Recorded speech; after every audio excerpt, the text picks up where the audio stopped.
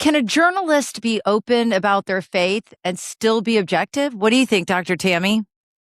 I don't know. Can a medical provider be science-based and still believe heavily in God?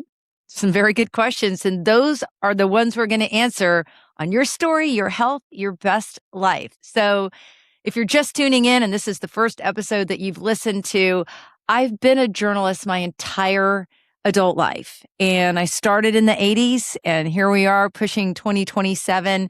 And a lot has changed on the landscape as far as being open about your faith. In fact, I would never have been able to wear a cross while delivering the news for the majority of my career. Don't you think it parallels even our own faith, like where we started and where we've come to? Possibly. I mean, I've always been faith driven. I would say, in all honesty, it has never impacted how I report the news, how I approach journalism. I mean, what I believe is what I believe. And I think the same holds true politically. But man, has the pendulum swung on that. I see journalists, popping off all the time and being very real about their political beliefs. And I don't think that that is the right way to go. Faith is something deeply personal. I think it's very different. And faith isn't something that's talked about on mainstream media at all. Politics is talked about all the time. And that's where I think people are crossing lines. I get it. It's hard, though, because who we are in our personal lives filters into what we do professionally. It's hard to separate the two. And when did it become a place in the world where we couldn't talk about our faith, even if they were different, or talk about our political views, even if we were different? Why is it so like, oh, you can't talk about your faith or politics? Well, I think that when it comes to faith, I think people can talk about faith. It depends on what faith or what religion that you happen to be talking about. And I think that a lot of labels have, been assigned to what you believe. And I think that that's a very slippery slope because you don't know what someone's faith means to them because, again, that's their personal journey.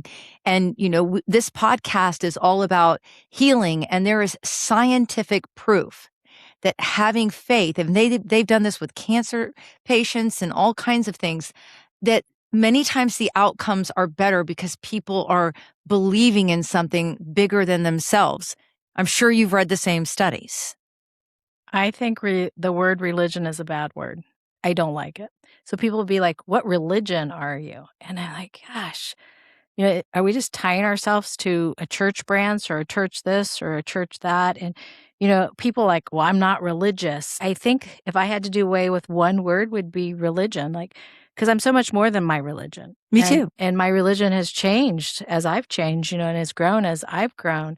So if I had to pick a dirty word, would be religion.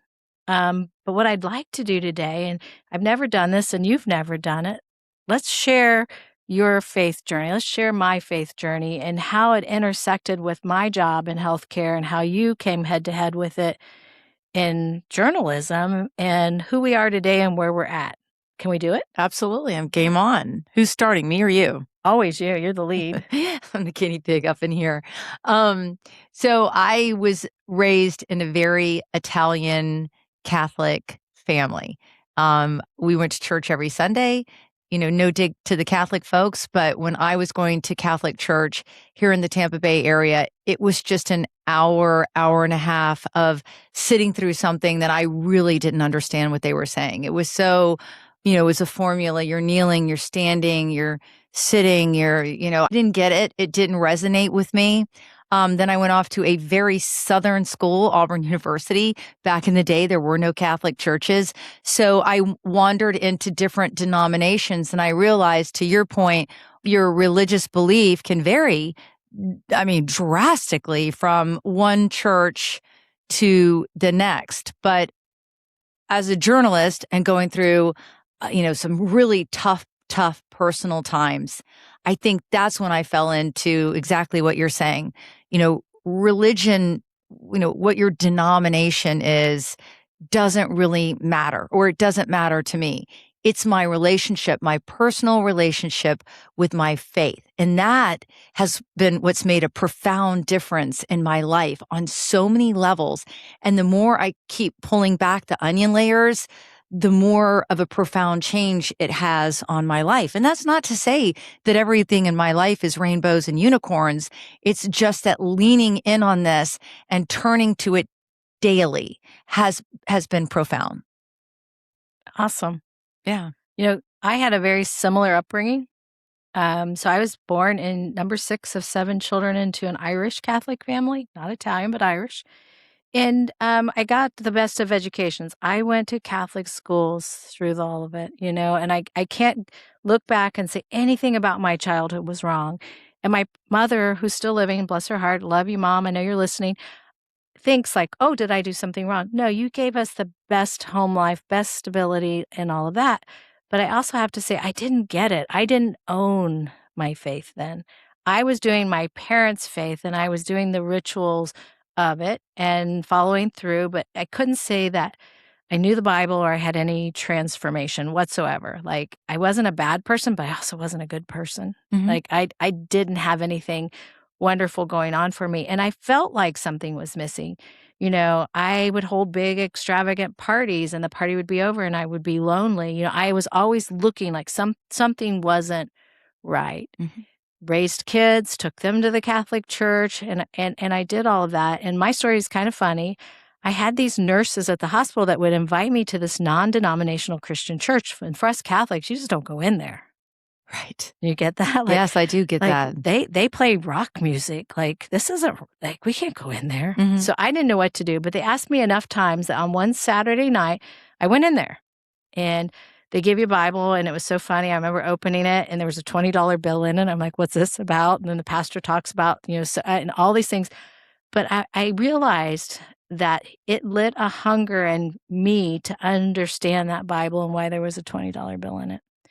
But I felt guilty because Catholics have a lot of guilt and shame, so I'd get up and I'd go to the Catholic mass on Sundays. So for months, I did this. I went to this non-denominational church, and then I'd get up and go apologize to the priest on Sunday, and I just kept doing this over and over until one day, our priest got up, he's 80 years old, and he announced his retirement.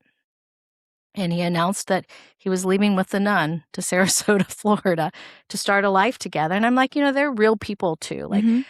what the heck is going on? And it wasn't "Oh, the Catholic Church is bad," because 'cause they're not. It was, "Why am I doing this? Why am I performing and not finding out what's best for me?" And that's where the biggest change came in my life. For me, going back to childhood, like you said, for me, it was a formula. I was just doing what my parents told me to do. I went to an all-girls Catholic school here in Tampa. I went to the Academy of the Holy Names. And back then, the nuns, you could basically just see their face. And I know a lot has changed and evolved. But I grew up a very shy, timid child. I was always scared of breaking rules. And again, I did not have that connectivity. And then I did wander in, as Catholics should not do. I remember when my late father-in-law passed away, everybody got to do a reading at Sacred Heart in downtown, and my sister-in-law goes, Can she still do a reading since she goes to one of those fake churches?" Or something along those lines. And, it's interesting how people put these, like, they assign a label to you when you're really just trying to find answers, or at least this is how I approach faith. I'm really just trying to find ways to become a better person and live a better life. And that's all, it's all, the answers are right there. Like, if you have a problem and you don't know how to handle something, the answers are there. And I don't think a lot of people realize that. And when you have nothing else to lean on, nobody else that you feel like that cares about you in your life or what you're going through or how you're feeling, I think the church family, but mostly your faith is what pulls you through. I'm a little giddy inside because as you're talking, you see the tapestry. I think all along, we had this great upbringing, Mhm. but God was wooing you. So he draws us into these places. He draws us into relationship with. I think nothing is by chance, and people are like, "How can you be so solid on that?" Because to me, I've experienced him, and he's real. Like, you can't talk me out of it. let's talk about some of that. So, okay, we both fall into we're uncomfortable. We're out of Catholicism. Mhm.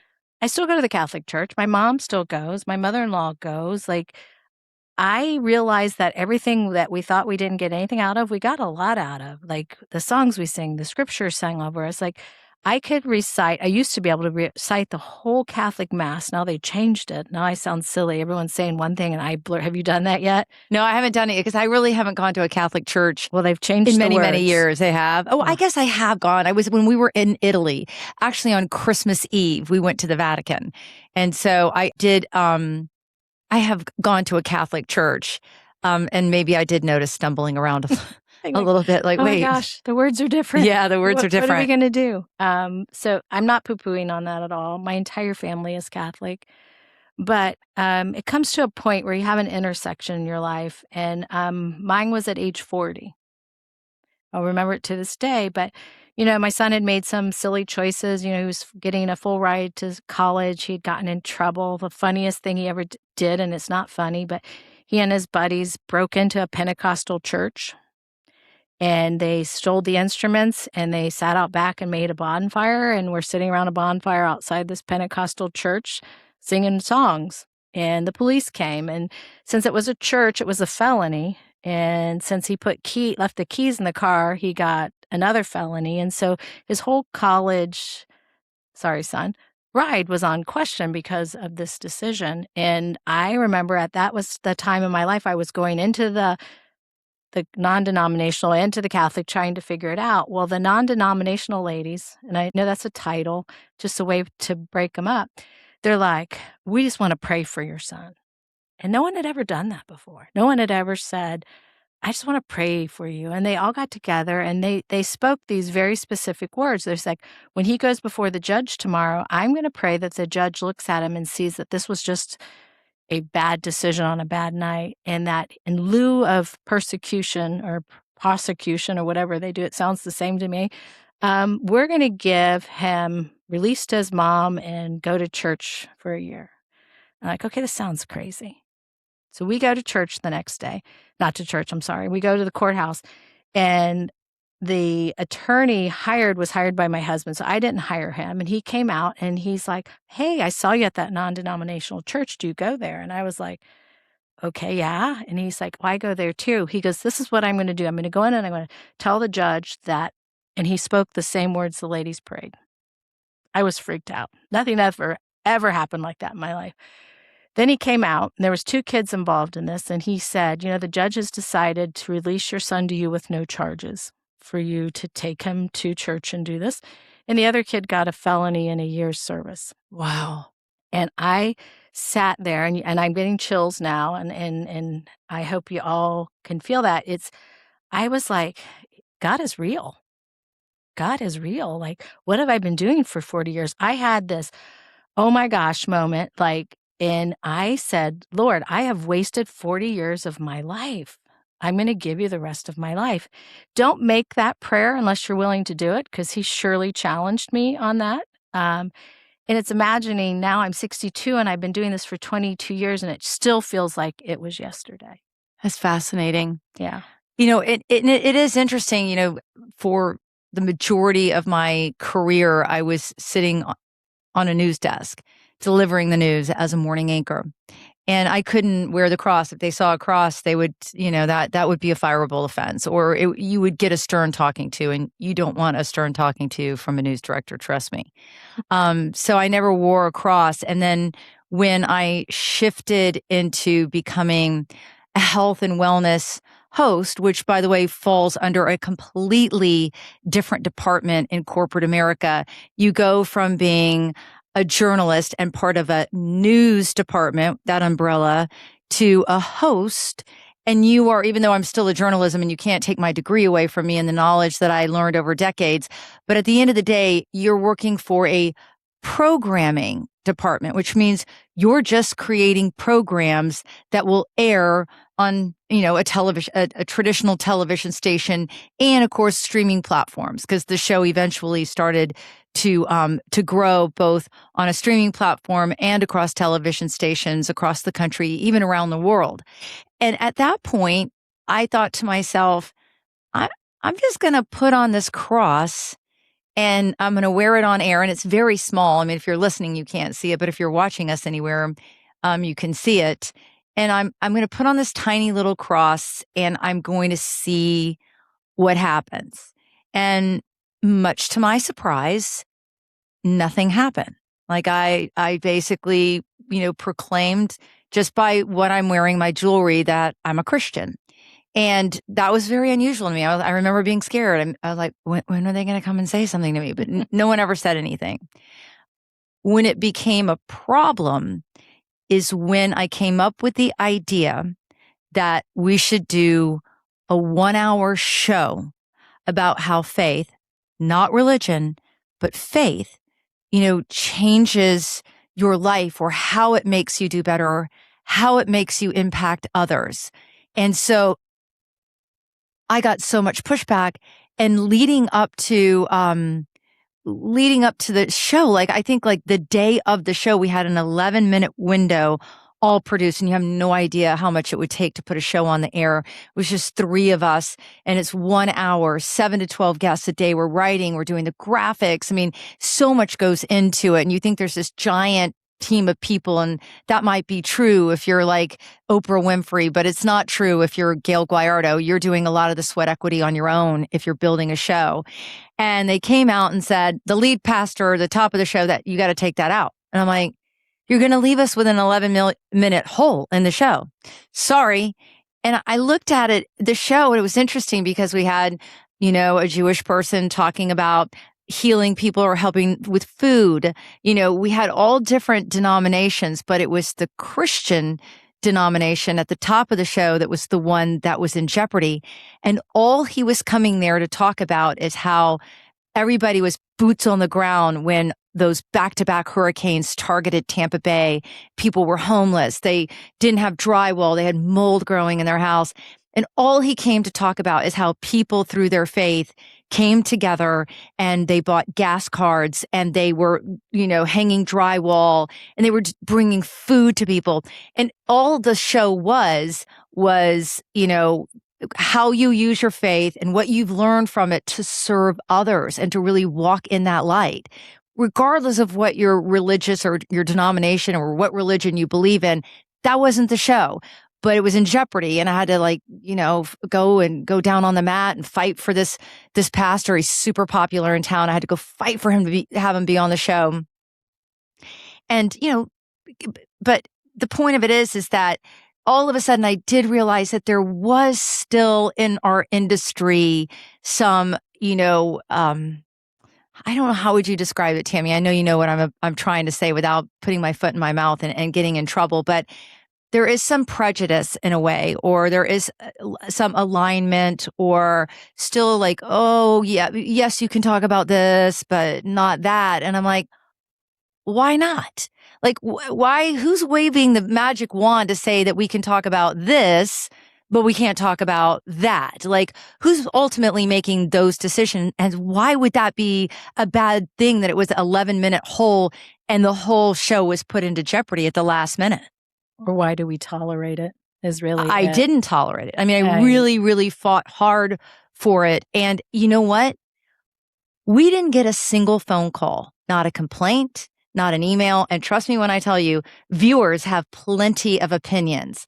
But the way I produced the show was not about what do you believe or what I believe is better than what you believe.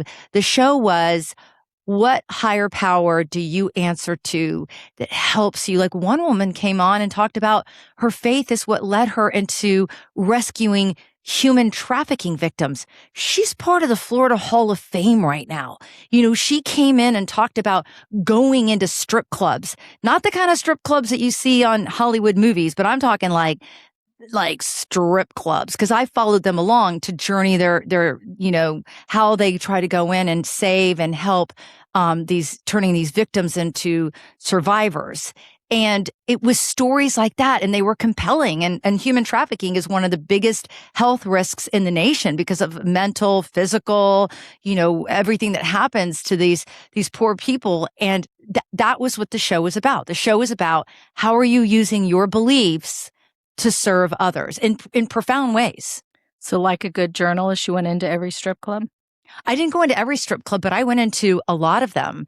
And I did. We went in the dressing rooms and we talked to the girls, and you'd be shocked at how young they are and how much they loved us. They were hugging us. Like they would, the DJ would like, "Here come the church ladies."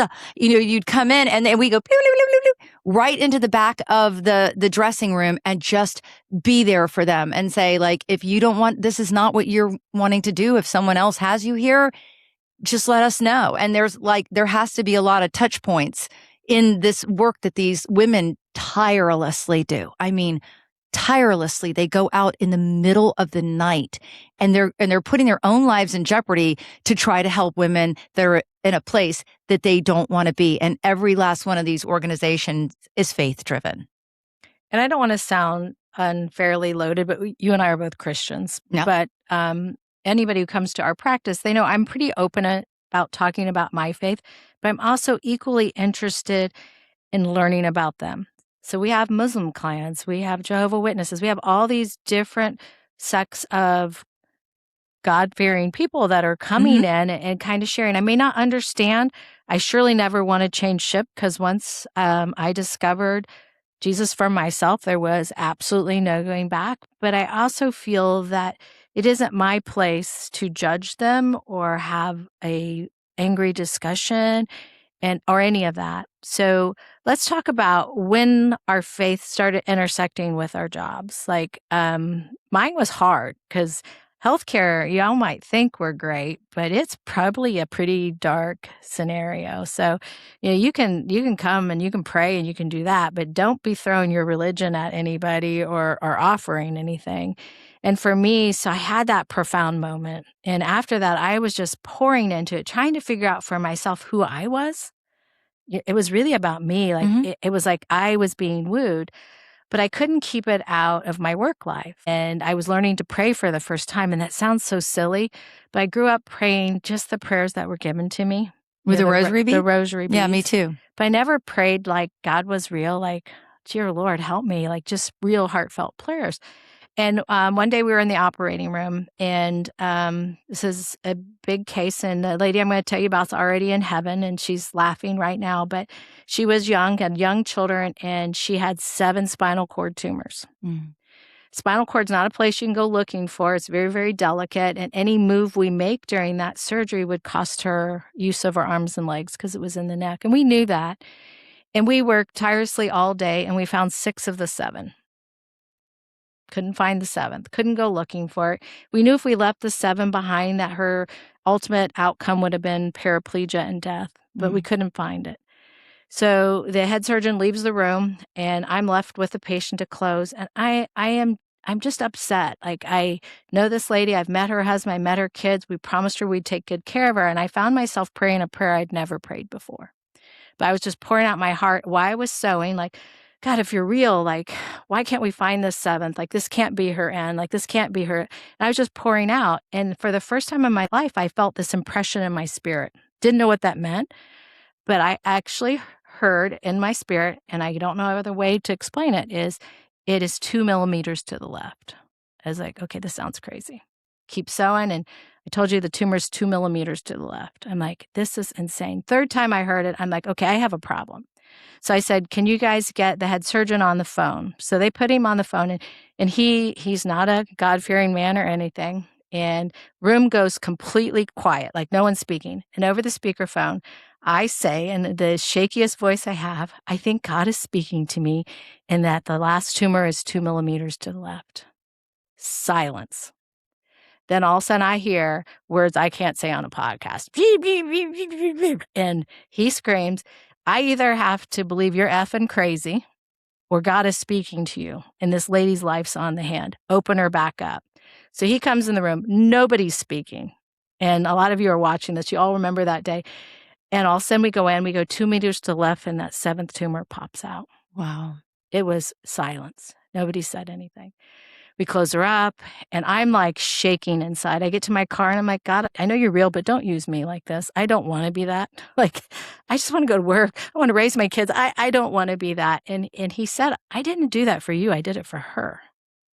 We always think everything's about us. Right.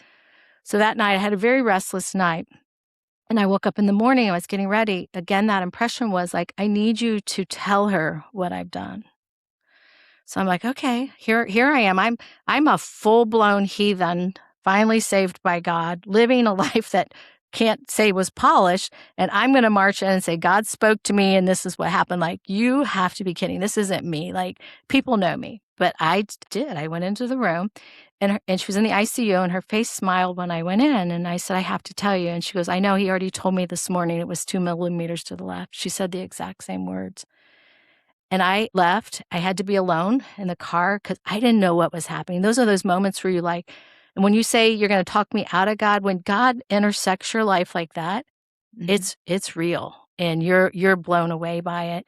And she went on to live a very healthy, successful life, and actually about 15 years of that died from something else. Wow. When I got that call, but it was an intersection that changed things. So how did that go? It didn't go well for me. So after that, I was mocked every day. What's God saying to you? Did God speak to you today?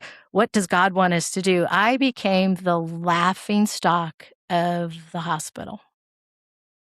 It wasn't easy. And that continued? Like, did they ever let up? Well, he continued, and it was crazy. So, and I have several of these God stories where he intervened in a way that was drastic. And every single time he would always say, I didn't do that for you. I did it for them. Tell them. And I would have to tell them. And every time they would correlate the same story. So it was wild. And then after that, it was different. It was, people understood that my life was different. I started to live differently. I no longer was living to serve myself. But when you pray that prayer, like, God, the rest of my life is yours, be ready. Because from there, I then went on a mission trip, ended up adopting 2 more children. Like, your whole life changes when you take you out of the equation and let him direct it. I would agree with that. And I think too, sharing those kinds of stories are so incredibly important because, I see it in my own life because I'm very faith driven. I go to church most every Sunday. If I'm in town, I'm sitting in church. And if I'm not, in town in Tampa Bay to go with my girlfriend, I'm sitting alone at a church, in a faraway place. I don't have a problem with that. I like to be around others that believe. And I just like the energy in the room and the music and all the things. But it's interesting because my husband, when we first married, and I don't think my mother-in-law does listen to this show, so I don't want to crush her when I say this, but after a lot of Catholicism all through, preschool, grade school, middle school, high school, Jesuit, college, he walked away from it all as I'm agnostic and I'm an atheist and I don't believe in any of this. And then, we get married and we're obviously 2 different perspectives. So instead of trying to drag him along to church with me, I would let him just witness what believing in something and what praying really can do in your life. And that has changed his life in a profound way. And a lot of that was centered around when my mother got gravely ill. And I'll make these stories short, but they're really beautiful stories. My mom got gravely ill and she only had 6 months to live. And I'm like, there's got to be a study. I'm a journalist. I'm going to research this. There's no way this woman's dying on my watch in 6 months. And my husband had a really important business meeting and he's like, I need you to be there by my side. I'm always by your side. I need you with me. It's only 5 days, Gayle. And I'm like, yeah, 5 days when your mom has 6 months to live is like a lot of time. But he convinced me and I went with him to Hawaii of all places. And in between business meetings, he wanted to go see this famous bay that everybody should see. And so we went and they were like, can't enter jellyfish or mating, too dangerous. So we're like, okay, we'll come back. So we come back at the very tail end of the trip, I think on the way to the airport. And we watched this terrible movie that was made in the 60s about why this bay is so important. We go down the stairs and then all of a sudden the skies open up and it's thundering and raining. And I'm like, you know what? This is a sign from God. I'm not supposed to be in Hawaii, supposed to be figuring out what is going on with my mother and how I can save her. And we ran under this little hut. And it was my husband, myself, and this little old man with a volunteer sign on. And I'm looking for something to distract myself. And I love idle chit chat. And so I said to the man, I said, so how you're a volunteer here? And he goes, well, actually, I'm an engineer. I went to Northwestern University in Evanston, Illinois. And I'm like, my mom went to Northwestern in Evanston, Illinois. And he says, my wife is a horticulturist, and together we configured a way to stop the erosion and the rocks from moving on this beach. So they actually presented a bench over there to us. I'm like, well, that's just incredible.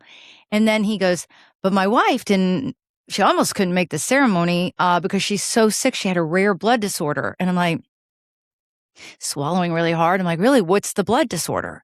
It's the same as my mom's. And he goes, but we came. It was very difficult for her. And there was a professor here whose wife was going through the same thing.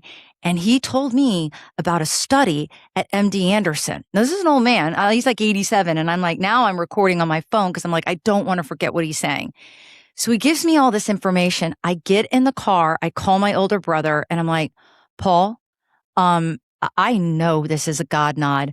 I know that this study is what's going to let mom live longer, and that I was supposed to be in Hawaii and I was supposed to get reined into this tiny hut with this tiny man with the volunteer. He picked up the phone. We got my mom into that study and she lived for several more years. You witness something like that as a non-believer.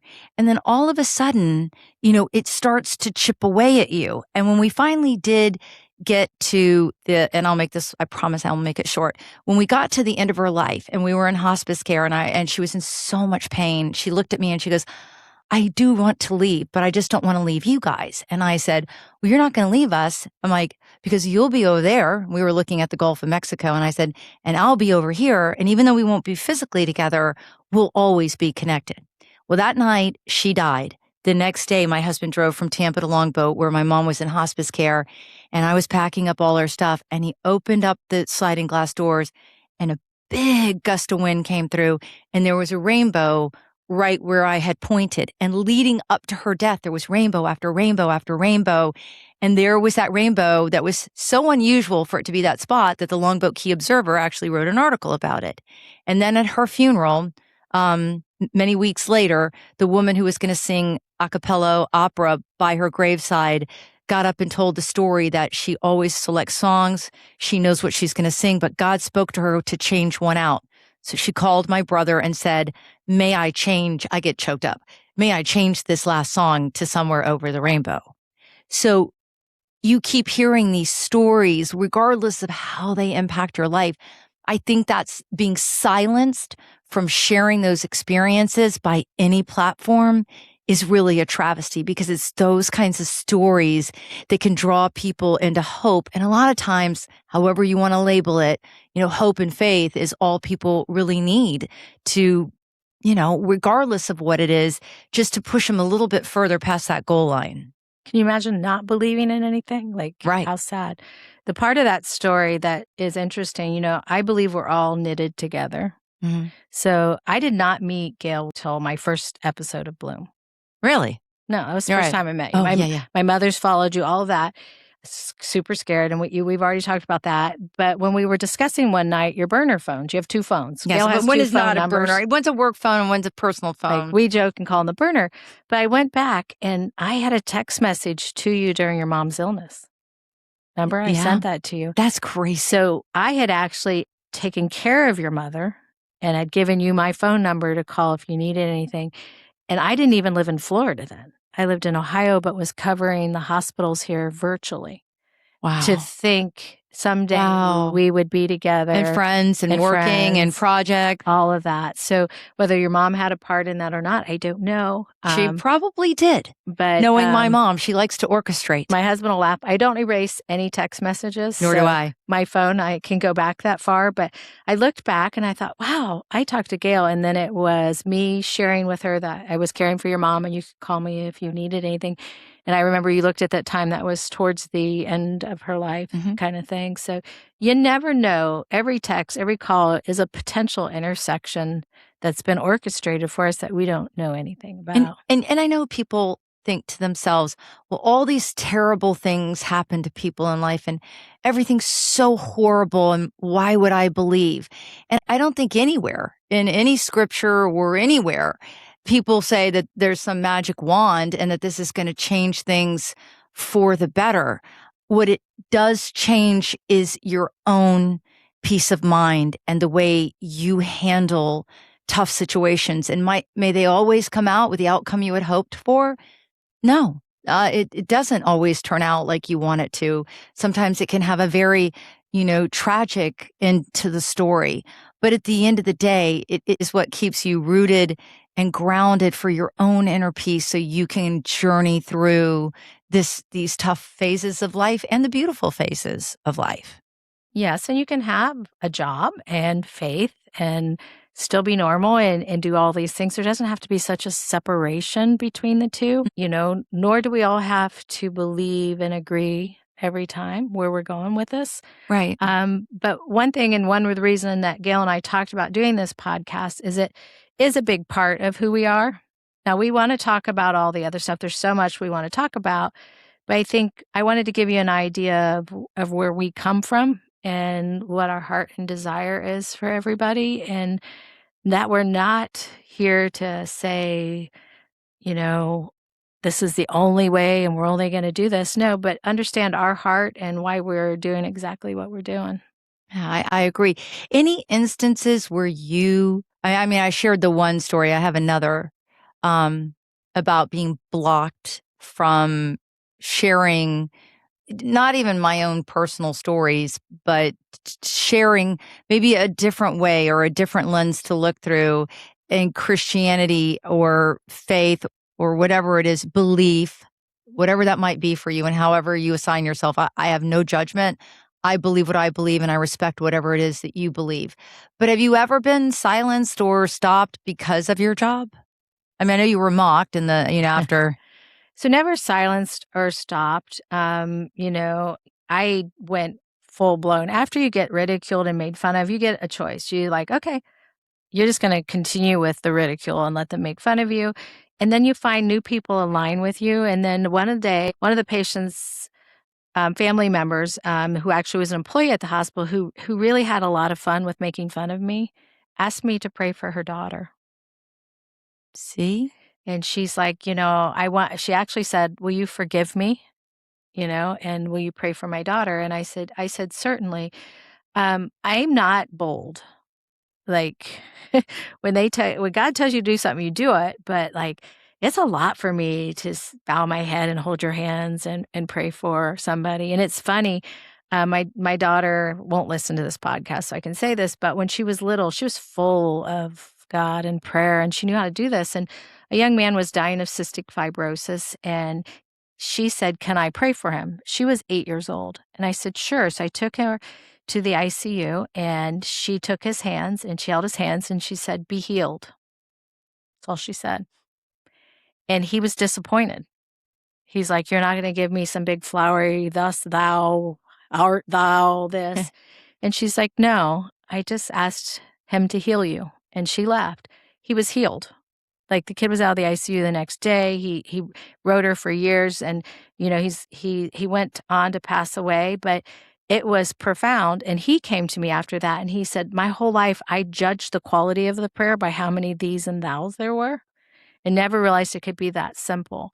And I think we all get wrapped up in that. Like prayer is a conversation, and healing is real. And a lot of people I know don't believe in that. I've seen it. I've seen kids brought back from the dead in the hospital. I've seen others die. I don't know the answer. I don't know why some people suffer and some don't. I know he's a good God and that it's not his will for us to have that suffering. But at the same time, the world is full of pain and suffering. So I don't have all the answers. Don't come to me for them because I'll give you that somewhat confusion.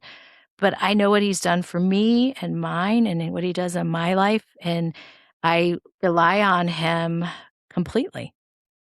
I do too. And so hopefully this conversation has not repelled you, but maybe made you curious. I do think these conversations are important because I think it shifts it from church hurt and the negative things that are assigned to religion, and it makes people look at it through a different lens. And I think that's all that you can ask for in life is just, maybe this is the one thing that if you are, and I will say, when I really went all in, it was in a place in my life that was so dark that I didn't want to even be on this earth anymore. Like that is how broken of a woman I was. And it was only because I had 2 children to take care of, and I felt like I would be the best person at the time. I have 4 now.